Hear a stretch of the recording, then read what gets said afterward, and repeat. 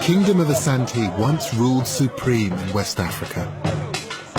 It was a kingdom that became an empire. It played a pivotal role in commerce linking 3 continents, and it was built on slaves and gold. This is just a selection of the Asante crown jewels. It gives a real sense of the power and the sophistication of this kingdom. Africa's history isn't always revealed in written records. It's found instead in artifacts, culture, and the traditions of the people.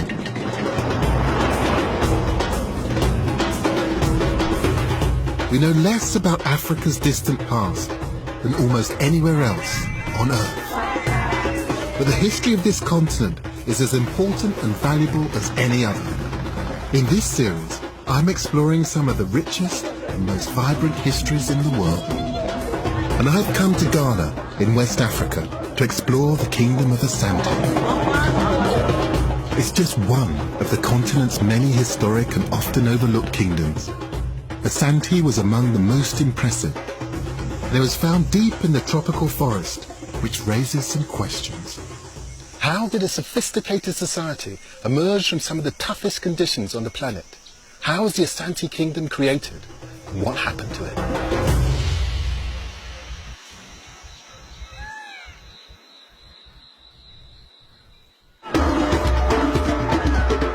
Kumasi, Ghana's second city. Today it's home to 1.5 million people. In the 18th and 19th centuries, Kumasi was the center of power of the Asante kingdom. A British visitor named Thomas Bowditch came here in 1817. He wrote a remarkable account of the royal court he encountered. The king, his tributaries and captains were resplendent in the distance, surrounded by attendants of every description. At least 100 umbrellas or canopies, which could shelter 30 persons, were sprung up and down by the bearers with brilliant effect, being made of the most showy cloths and silks and crowned on top with crescents, pelicans, elephants, barrels and arms and swords of gold. Wow, it sounds quite something. Yes, and if there's a pictorial depiction of this scene in this book itself, so I could show that to you. And historian Mary Owusu is an expert in the Asante kingdom. Here it is. Luckily, it's in color, you know. It's truly spectacular. Mm-hmm. And when one talks about kings and courts, you have a kind of certain idea of the extravagance and bright cloths and everything, and this fulfills all of that. And you can see, is this figure here, is that the Asante? That would be the Asante, the king. Yes. You see? And he has a lot more gold on him. And then the people. But that's also what power is about. It's about human beings, the number of people you control, as well as having the wealth to go with that control. There's a real display of power, and I guess that the most significant sign of that is just how much gold is in evidence, just everywhere.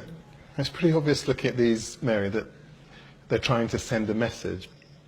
The Santini's right at the centre. The British who've come to visit, all of these different subjects, There's musicians. There's something you're seeing but not seeing properly. What aren't I seeing? See these people here? Yes. They're holding skulls, human skulls, skulls of important individuals who have been overpowered to show how much control the king had. This illustration shows a wealthy state with an uncompromising grip on the kingdom. Fascinating though the account is, Bowditch only really got a snapshot of the Asante. And it doesn't reflect one of the most remarkable things about this kingdom, how it came into being in the first place. Asante emerged a little over 300 years ago in territory now occupied by the Republic of Ghana, in the heart of West Africa's forest zone.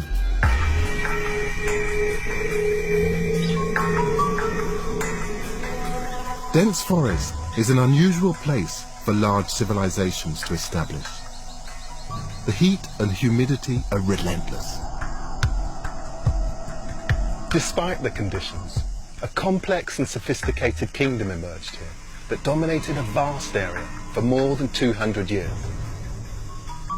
The vegetation seems so impenetrable that the scale of the achievement is hard to comprehend.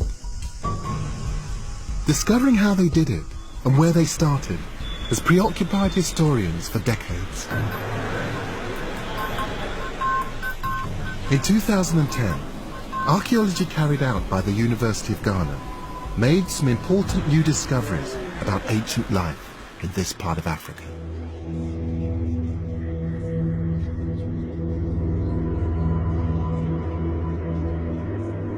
These are 5 clay figurines we recovered from a site in northern Ghana, dating to the 9th and 10th centuries. Dr. Benjamin Kankpian and his colleagues found some 80 terracotta figures, perhaps 1,000 years old, in Savannah north of the forest, depicting animals and humans. He believes they were part of a shrine.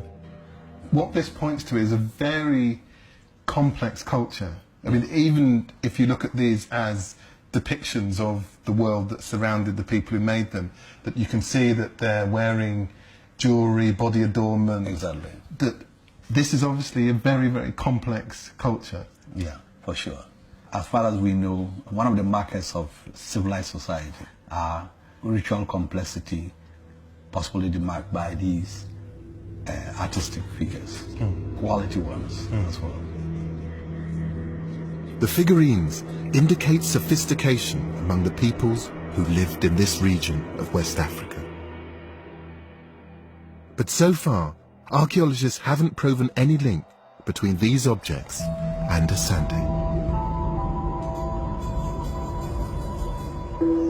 In fact, conclusive evidence has yet to be found of the precise origins of the Asante people, for good reason. It's challenging for archaeologists looking for ancient sites in this thick vegetation that thrives in heat and humidity. They simply don't know where the early Asante came from. The forest has yet to give up the physical evidence that might reveal what happened many centuries ago.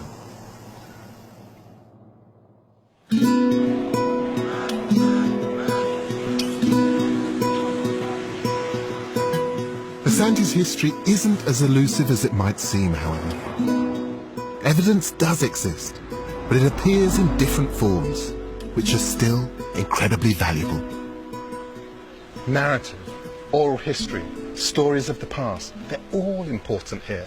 And knowing why is essentially in understanding how the Asante kingdom came about and what held it together.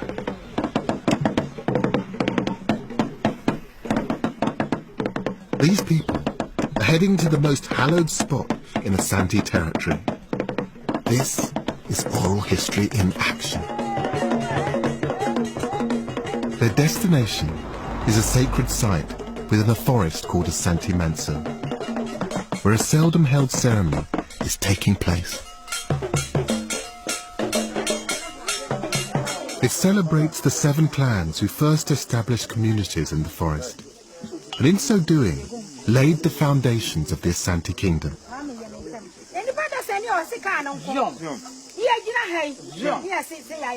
According to legend, they emerged from holes in the ground within the forest.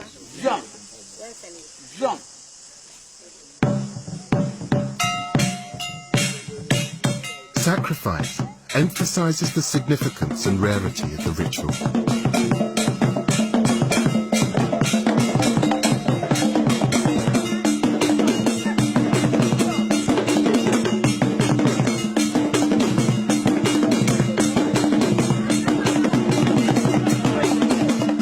I may find it uncomfortable viewing, but it's an important part of the ceremony celebrating the origin of the Asante people.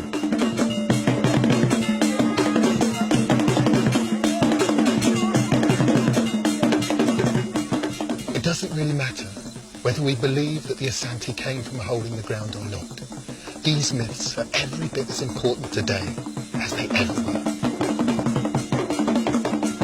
Many things decay in the heat and humidity of the forest, but folk memory lasts.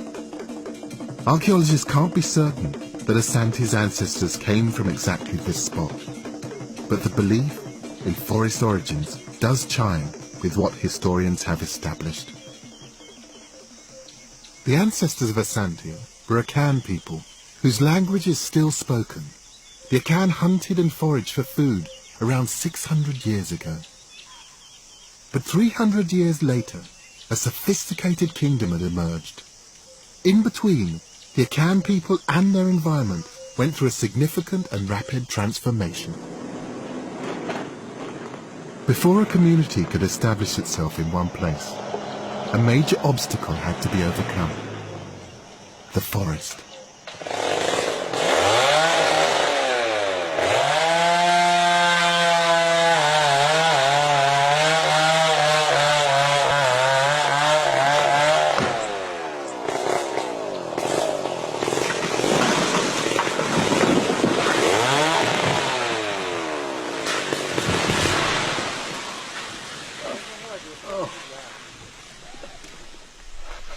Just unbelievable. If you think the original Asante, that they cleared this forest, trees of that size, by hand. During the peak of the forest clearance 500 years ago, the Akan used axes to weaken the trunks and then pulled the trees down with twine. Clearing the forest was a vital precondition for settled society.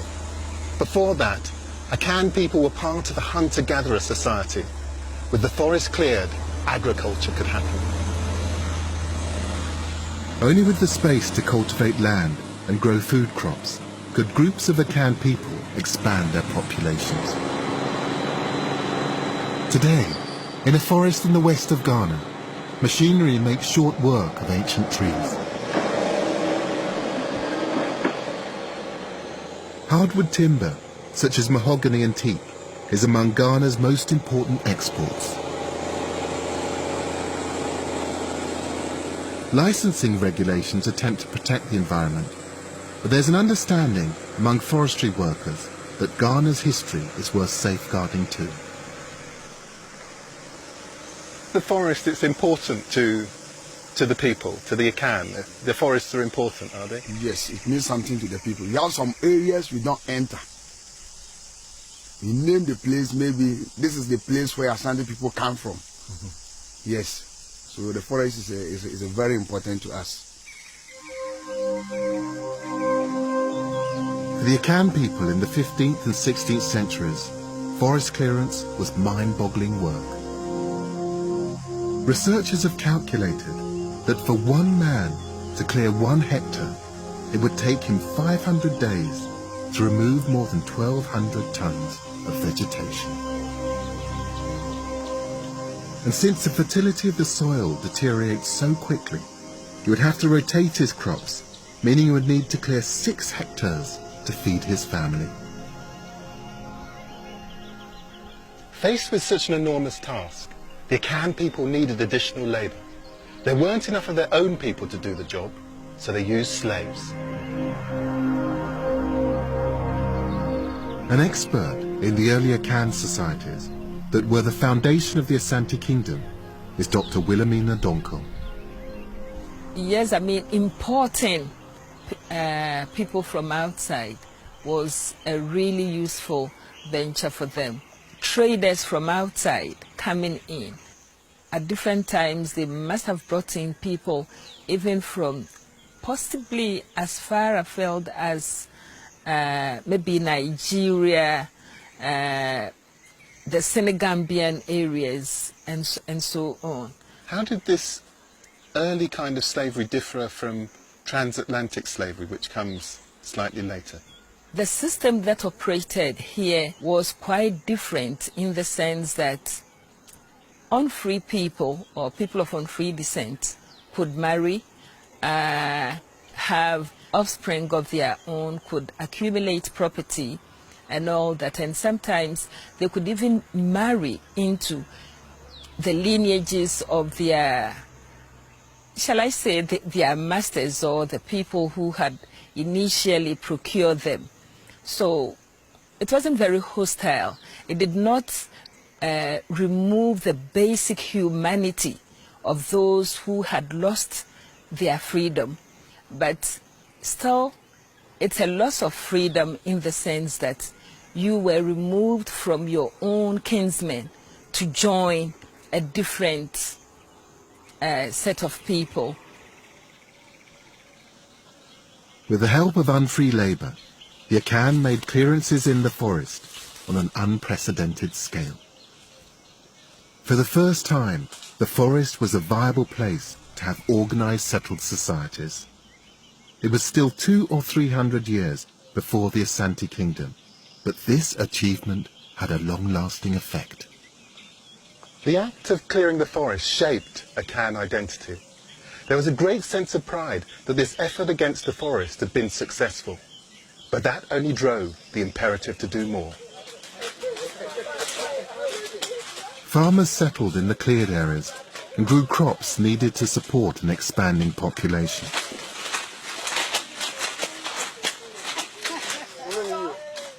Today, cultivation still happens among the dense undergrowth. This is your farm, is it? This is my farm. And could you tell me what sort of produce do you farm here? Yeah, I do produce this type of food, which is plantain. Yeah. I planted this, and it takes 1 year to harvest. This is called cocoyam, and I planted cocoyam. It's like a potato. It's a starchy. Yeah, it's starchy like potato. Yeah. How do you keep back all of the weeds and the big trees that seem to be growing so voraciously on the edge of your farm? We use this cutlass, so all of them will come once and weed everything.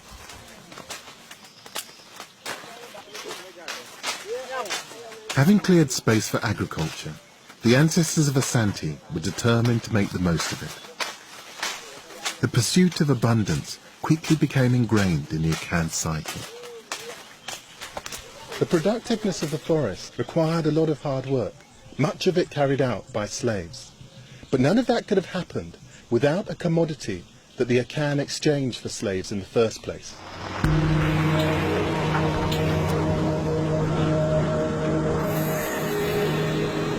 Still found deep within the forest is the precious resource that paid for labour and transformed the Akan people.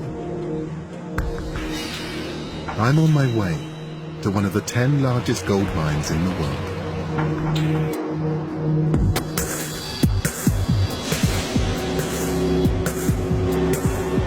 This is the Obuasi gold mine.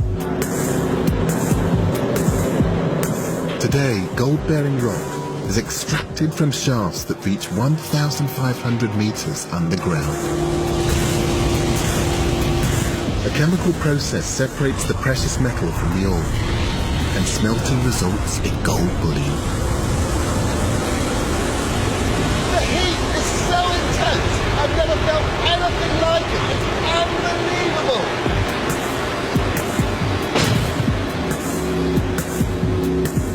Gold worth over £6 billion at today's prices has been extracted from here since the end of the 19th century. But it's been mined in this region for a lot longer than that. No one now knows when the Akan people discovered gold, but it is clear that they were mining it when they were clearing the forests in the 15th century.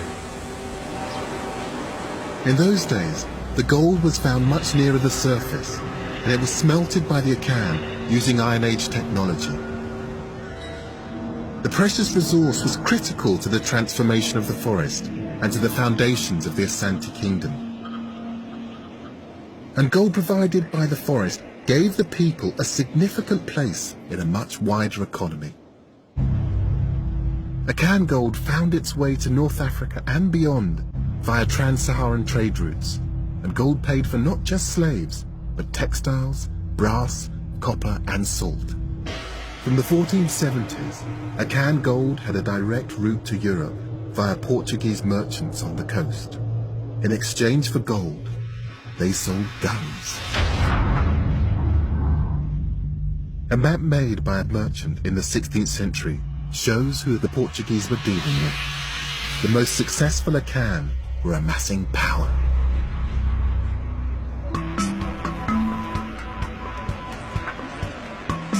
The developing entrepreneurial spirit would have a major impact on culture in the Kingdom of Asante.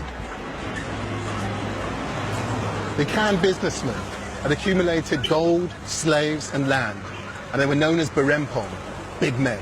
And they shared one thing in common, one ultimate symbol of authority. It wasn't a crown, or even gold regalia. It was a small wooden stool. The village of Awia is a centre of stool craftsmanship. Every stool is carved from a single piece of sese wood. The finest stools made here are used by senior figures in Ghanaian society. Less ornate stools are for everyday use and tourist souvenirs. According to leading Asante scholar, Professor Kwame Ahin, the stool was more than a seat to the Akan big men. It is a symbol of status. Now, status in the sense of authority, power, and standing in society. And it begins with the earliest lineage, family unit. The elders had to have a symbol of authority over everybody. So then he had a stool made for him. And why is the stool the symbol? I suppose the material used for it was durable because he wanted it to last. Now, a stool is a way of remembering or a means of remembering. So in a way that the stools actually became symbols of the history That's and right. also at the same time the symbols of office, symbols of authority, symbols of power, and also reminders of their particular achievements. The experience of literally hacking their culture out of the forest was bound up in Akan stools. They helped to emphasize the roots of their organized society and much more. It's not just about rootedness, it's also about power, about lineage, about family. They actually have in the center of them an empty space where people could put things that they treasured, that brought this object to life, made it more than just a seat. It became, in a way, a vessel that carried history. The stool's authority translated into political power for its chief. As the communities around each stool grew, they became less a collection of farmers and workers and more like highly centralized states. By the mid-1600s, dozens of independent village communities had turned into a patchwork of Akan states. The most powerful was Denchira. It controlled some of the richest gold mines in the forest.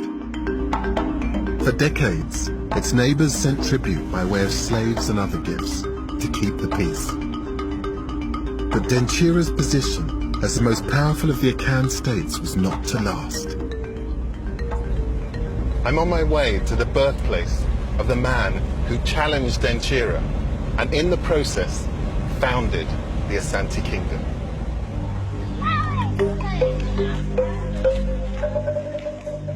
Denchira's demands on its neighbors left it with few friends and many enemies. In 1701, an alliance of states defeated Denchira in battle. The leader of the alliance was Osai Tutu, the first Asantehene, or king of Asante. According to legend, the village of Aninab is where it all started. It's a beautiful place. I've been offered a guided tour by the chief of the nearby town. This place is particularly special, though, isn't it? The specialty came as a result of the birth of Osei which happened here. So Osai Tutu was born here. Let us go to the house. Osei Tutu is thought to have been born sometime during the 1640s. There are very few certainties known about him, but I find it peculiar that there aren't even many artistic impressions of what he might have looked like. The chief is taking me to see one of the very few. And this is where the woman was always sitting down to take care of the child after washing the child. And these are some of the... This little shrine shows an infant Osei Tutu in his mother's arms. It doesn't give much of an idea of what the man was like. What kind of person was he? He was a mysterious man, a warrior, a builder, who was able to establish a kingdom. In fact, if we will not be blaspheming, he was our Christ, who gave us the freedom, gave us the art of kingship. And he managed to put us together. The sculpture's strikingly Western in its appearance, and I think the use of Christian iconography is deliberate. If Osei Tutu is to be remembered as a Messiah, it makes sense in this now very Christian country to remind people of Mary and Jesus. I was keen to see the place where, according to legend, Osei Tutu's mother gave birth. Those who are qualified to go there are going to go barefooted. It's in a wooded area, just outside the village. We shall go to the spot. I would love to. Yes. So that is a place. But before, as soon as we get to this point, I have to take my shoes off. Yeah, I'm not sure we shall go there. No. We have to take permission from... Unfortunately, the site is regarded as so sacred, not even the chief has the authority to cross its boundary. There's genuine reverence for the stories of the past, whether provable or not. Can I ask you about the importance of history to the Asante people? People who don't know their history just move about like ordinary chaff which is being blown by with the wind. But those who know their history try to keep the pride that the great ancestors created for them. If we want to maintain our status, maintain our stature, we need to have background of what happened in the past and try not to go away from it, maintain it. It need be modify it to suit conditions as prevailing presently. The notion of modifying history to suit the present is an intriguing idea, but not a new one. It's exactly what happened when the Asante Kingdom was created over 300 years ago, an event commemorated in its capital, Kumasi.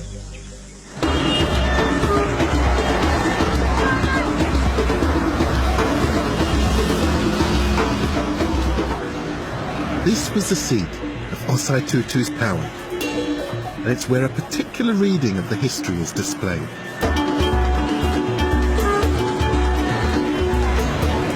This modern statue commemorates the most significant and legendary moment in the creation of Asante.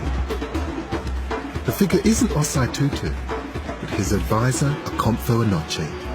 He's seen summoning a golden stool down from the heavens. According to folklore, the golden stool is the spirit of the Asante nation. When Akomfo Anoche summoned it from the sky, it settled gently on Osei Tutu's knees, anointing him the great leader of the Asante Kingdom. Akomfo Anoche was Merlin to Osei Tutu's King Arthur. Historians aren't even certain that he ever existed, but by promoting the myth, the Asante state deliberately mixed belief with fact. The golden stool gave Osei Tutu spiritual power to bolster the military leadership he'd already shown. The golden stool was displayed periodically to reinforce the legend. The rarity of its public appearances adds to its mystique. The faith in the stool's supernatural origins gave its owner authority and gave the Asante people a strong sense of belonging. Nothing lasts forever in the forest, even kings. But if the golden stool contained the spirit of the Asante nation, then the kingdom could last forever.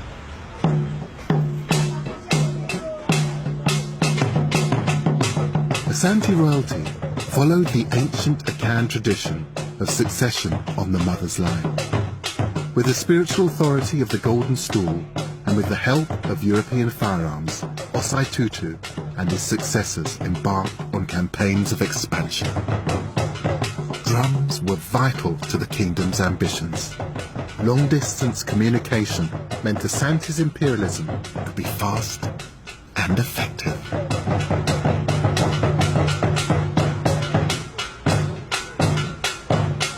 These are the Atampan drums, the talking drums of Asante. They're a means of communication, but perhaps not in the way you might imagine.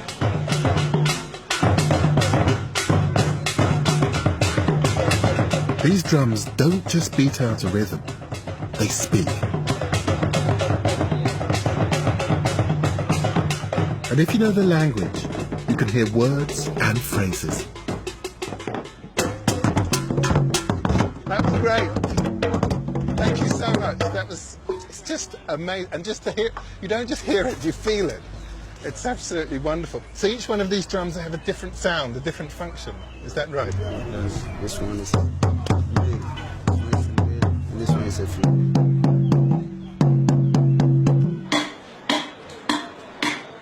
To get an idea of drum language, I've come to speak to drum maker James Chompong. And these drums speak, is that right? Yes. How do they actually communicate? I'm fascinated by that. There are certain basic drum language which is very familiar to anybody within the community. Such like maybe we are going to war, someone have lost at the forest, and yeah, we are going to communal labor. The king is calling, everyone has to come report at the palace. That's the basic thing. Everyone within the community knows that. Drum language is possible because it doesn't simply imitate the syllables of spoken words, but their tone as well, thanks to the combinations of sounds the drums can produce. I see. So together, Yes. that they make a full sound. You should see the drum. If you hear a rhythm, I can call you. You can call me. Yeah. What is your name? My name. My name is Gus. How would you do that? How would you call me? I should call you. Amata. You call me. Amateur. I'm not. I don't. I apologise for my stupidity, but I can't see the relationship. Do Gus again. No. Do Gus again, please. Yeah. Do Gus.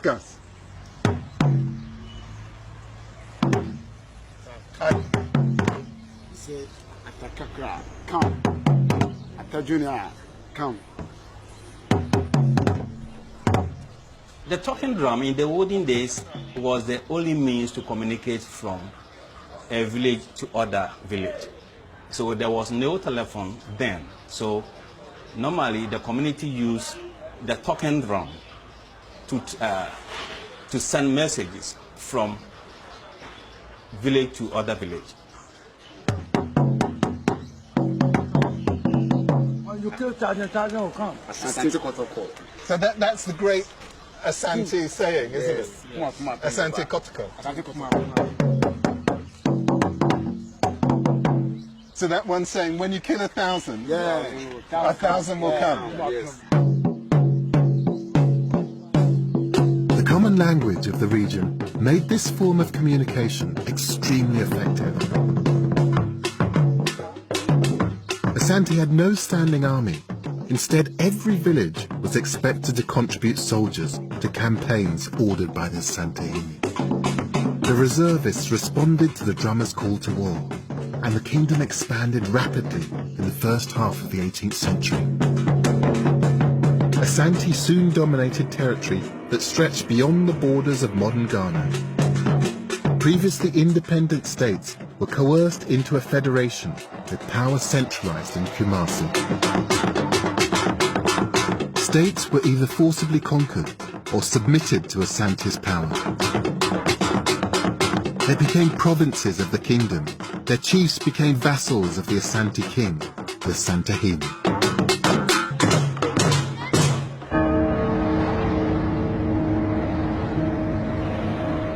As the kingdom expanded, Asante grew rich from the proceeds of warfare. The wars of expansion resulted in the accumulation of vast numbers of slaves, far more than they could possibly use. But this also raised an opportunity. 110 miles south of Kumasi is Ghana's coast, and a poignant reminder of African history. After the Portuguese began trading in the 1470s, other Europeans followed to what became known as the Gold Coast. Cape Coast Castle was originally a base for Swedish merchants, but by the mid-1660s it had been taken over by the British. As Asante rose to prominence, the white men were less interested in gold than in another valuable commodity, labour. The Asante captured slaves in the interior and sold them to the British and other European powers. Gold had once connected the Akan to the economies of Europe. Now slavery entwined West Africa in a system that linked it to Europe and the Americas. More than 1 million Africans were sold off of this coast to a life of slavery in the New World. And they were captured and sold by their fellow Africans. The institution of slavery had been part of the economic normality of West Africa for hundreds of years. Selling slaves to Europeans for use in the Americas was a lucrative new business, not exclusive to the Asante, but used by them for their own advantage. Dr. Kwabena Adeboini is an expert on the Asante and the slave trade. After it had been established as a kingdom, for economic reasons and for other reasons, Asante began to expand beyond the boundaries of the core kingdom. And that is where the issue of acquiring slaves for sale came in. Under normal circumstances, when you are fighting, you kill your enemies. You see, but the slave trade had already emerged as an economic system. So as Asante was expanding, it was getting a lot of war captives. And constant warfare meant constant production of war captives. And once there was a market existing on the coast, logically and rationally, these had to be disposed. And that was going to make them rich. So it's a formidable model that they expand, they capture more people. Those people are then sold as slaves, which then feeds the economy, allows them to expand even more. Expand even more. Yeah. Acquire the instruments for the expansion, that is firearms. And can I ask you a very 21st century question? How did the Asante deal with the morality of slavery, of selling human beings? We, in the 21st century, look back and look at it from the moral perspective. But then, morality was not too important. It was business. It was business of the day. And the resources were organized, and invested in that business. So yes, in our time, it was immoral. It's a terrible kind of situation in our thinking and in our estimation. But at that time, I don't think morality was a factor at all. It didn't work. For many years in Africa and Europe, slavery was simply a means to an end. Just as their Akan ancestors had used unfree labor to make clearings in the forest, the Asante kings used the proceeds of slavery to create a powerful kingdom. But having created an empire of provinces, the Asantehilis all faced a major challenge: how to keep them together. The Asante kings recognized the value of a traditional culture of storytelling. They understood that the old ways of recording history could be made to work for them. In the heart of the historic kingdom is evidence to show how the Asante state deliberately created a sense of nationalism. Surrounding Kumasi, communities developed a range of skills and crafts. Places like this, Bonwiri, They may not have been big or powerful, but they played a crucial role in binding the kingdom of Asante together.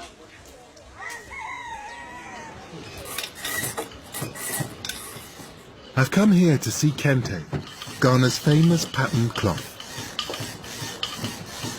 To many people, this is simply brightly coloured material used to make clothes. But there's a lot more to it than that. What's amazing about kente cloth is every single one of these patterns has a different meaning. And these are meanings that are used to weave the Asante community together. Even the textile itself is symbolic, made by joining individual strips of material. The word kente means whatever happens to it, it will not tear. And each pattern represents a proverb. We call this my heart's desire. My heart's desire? Yeah, my heart's desire.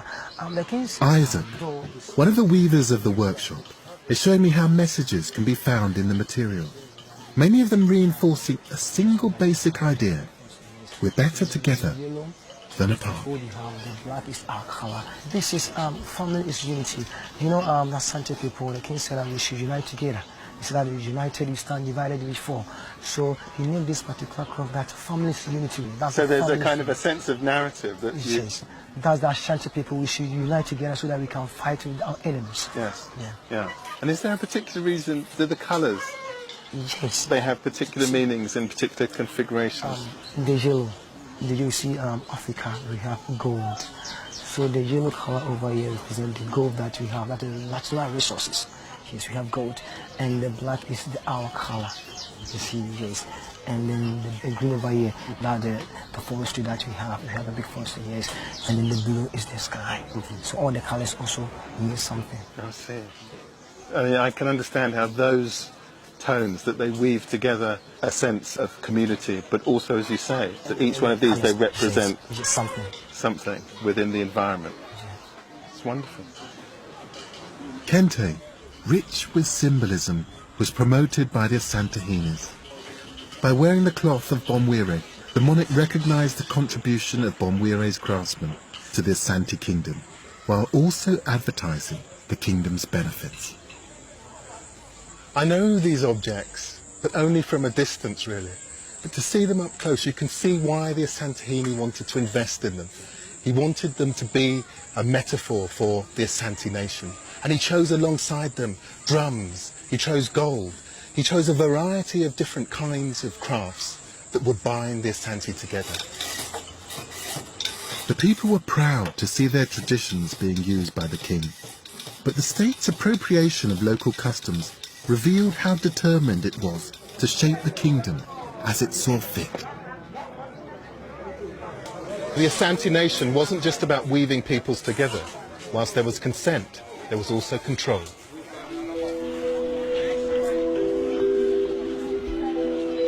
In 100 years, the kingdom had grown significantly. At its largest extent in the early 1800s, it included outlying provinces as far as 16 days' journey from Kumasi.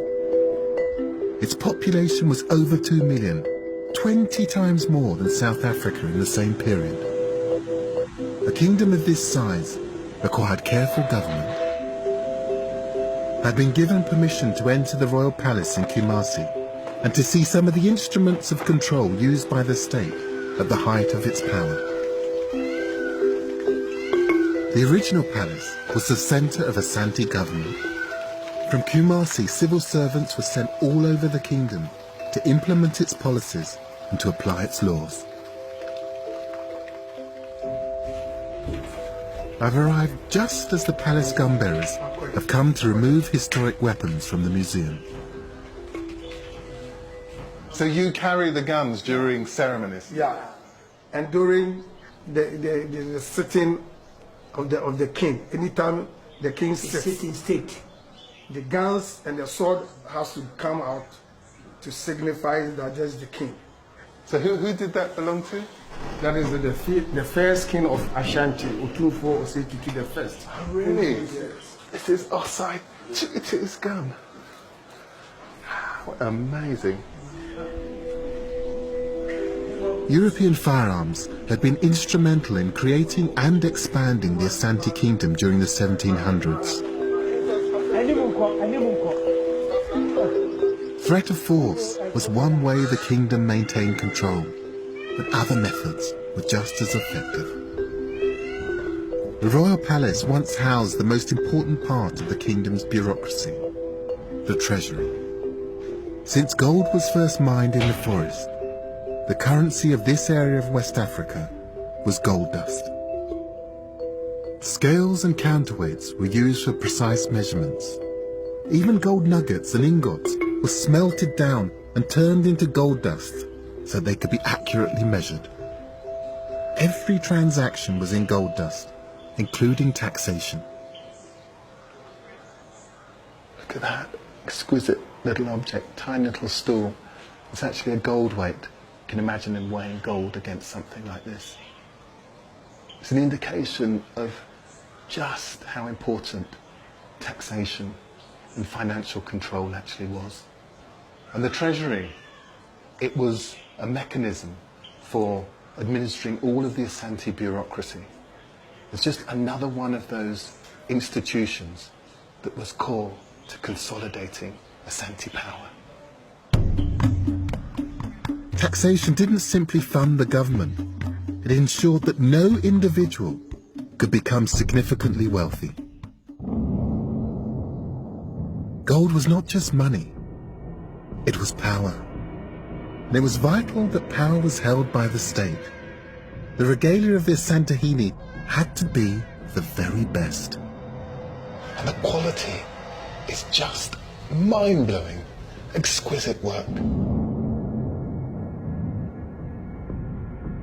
Ostentatious demonstrations of wealth by the king reminded everyone of their history, of how the gold found in the forest had been instrumental in creating the kingdom. The Asante people had long accepted that the kingdom was safeguarded if the state was rich, but those assumptions were to be severely challenged.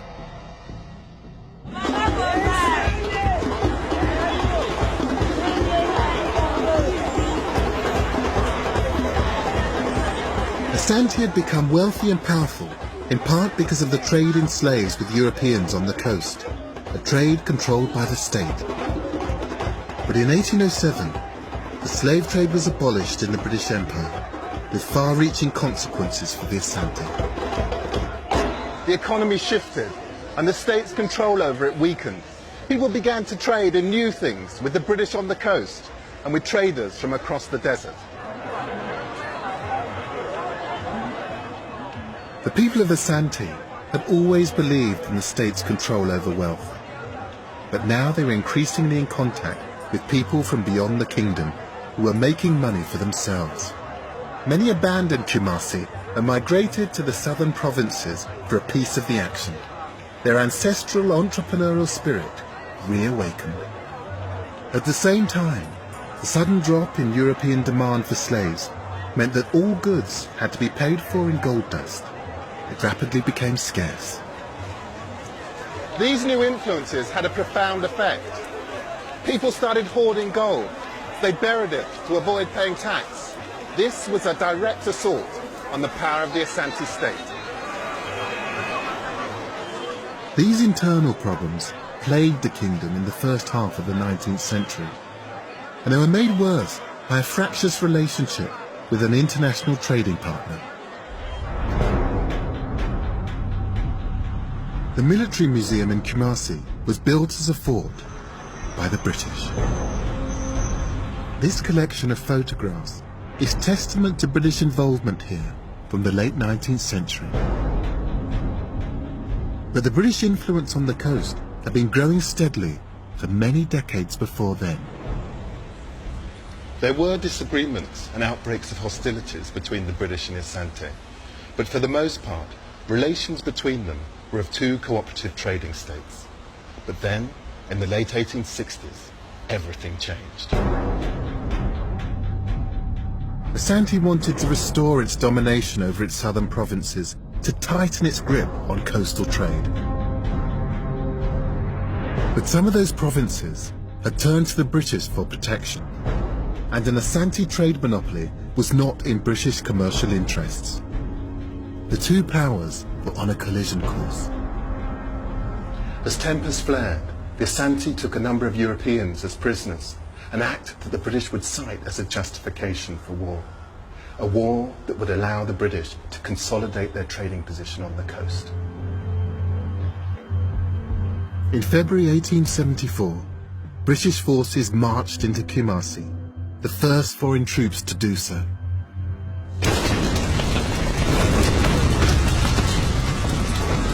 They burned it to the ground, then returned to their base on the coast. The destruction of Kumasi was a shock to this previously undefeated kingdom. But the impact was more than psychological. As Kumasi lay in ruins, Asante was forced to accept the loss of its southern provinces. In August 1874, they became the British Gold Coast. 100 years after Asante's empire building, the Europeans were gaining foreign lands. The authority of the Asante Kingdom had failed to withstand the challenges of the British or the changing economic realities affecting its people. The kingdom's other provinces began asserting their power, and in the 1880s, civil war threatened to tear Asante apart. The violence ended in 1888 when the factions agreed to a new Asantehene, a 16-year-old named Prempeh I. Professor Irene Adote has explored his effect on a kingdom on the verge of destruction. So here was this young man, having come to power, the question was, how was he going to manage? Manage to bring all these forces, the insiders who defected and all these other people, bringing them together to build a strong Asante nation once more. That was his challenge, peaceful Asante nation. So what he did was to re-establish the importance of the golden stool as a unifying factor for the Asantes. So the golden stool, it's the rallying point for the whole nation. Yes, but at that time, we're talking about the British too, also saying, hey, wait a minute, if this man succeeds in reuniting Asante to make a strong Asante nation, we will be in trouble, because that's the last thing we want. Because the British were determined now to get hold of Asante and make Asante a colony. So the governor comes to Kumasi, and when he came to Kumasi, now he made demands on Prempeh I. I think by the time the British came to make their demands, he had decided that I'm not going to fight any more wars. Let me see if I can compromise. If I compromise, one, I will save my nation, my nation, and also probably I'll save myself. So that was the thing. But the British were so determined. So in spite of all that, they decided that, hey, we are taking you and your mother and some of the chiefs, and then send them to Sierra Leone for 3 years. And from there, send them to the Seychelles Island. The enforced exile of Prempeh in 1896 stopped the kingdom's resurgence in its tracks. 6 years later, Asante was formally incorporated into the British Gold Coast colony.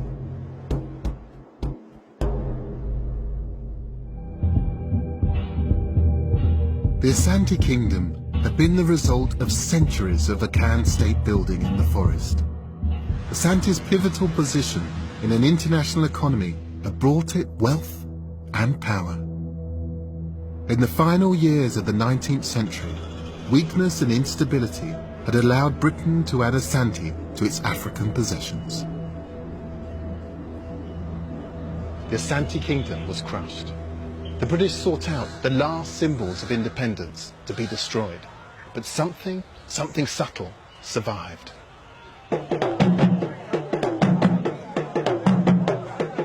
The British had failed to destroy the spirit of the Asante nation, or its physical embodiment, the golden stool. It was a significant error, as palace historian Osai Kwadwo explained. Our spirit, our everything is in the golden stool. So that when even the British tried to take the golden stool away, We did our best to hide it, and they never saw it. So they later found that it was not the occupant of the stool who mattered, because we fought so that they could not take the golden stool away, and they never saw the golden stool. So to us, I say we were victorious.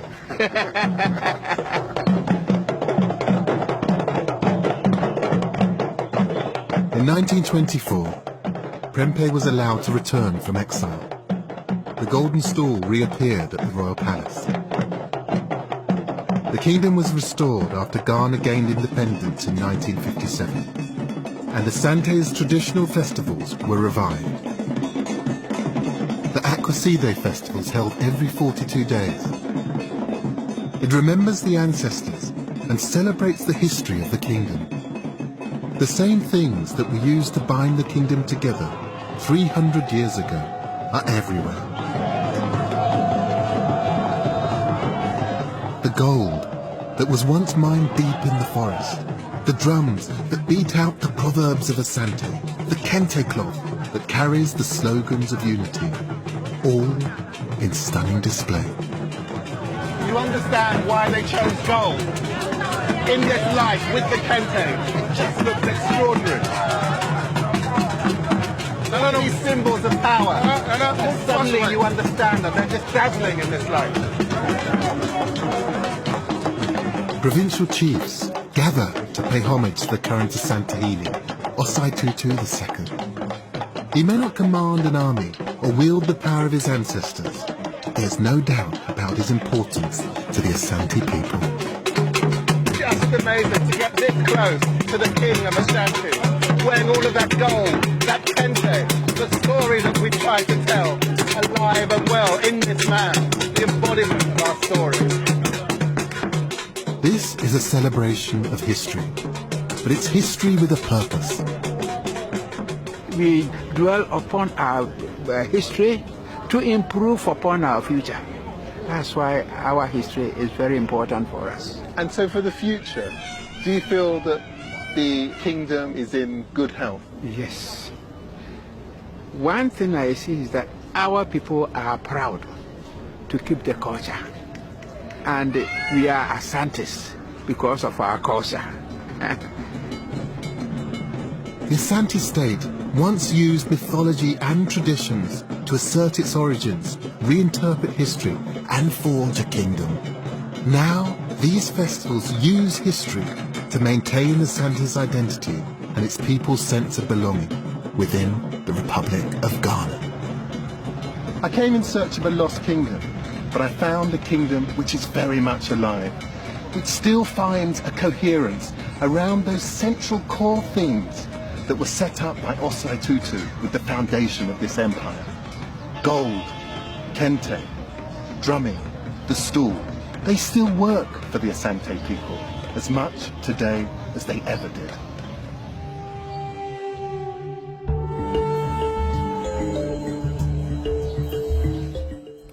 Natural World is on the trail of two very special tigers. That's here on BBC HD tomorrow night at 11:30.